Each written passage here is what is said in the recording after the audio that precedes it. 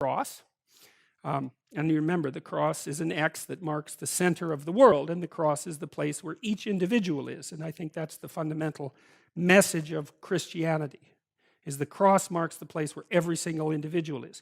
And it's a tragic place that consists of suffering and exposure to malevolence, and that the only way to come to terms with it is to accept it.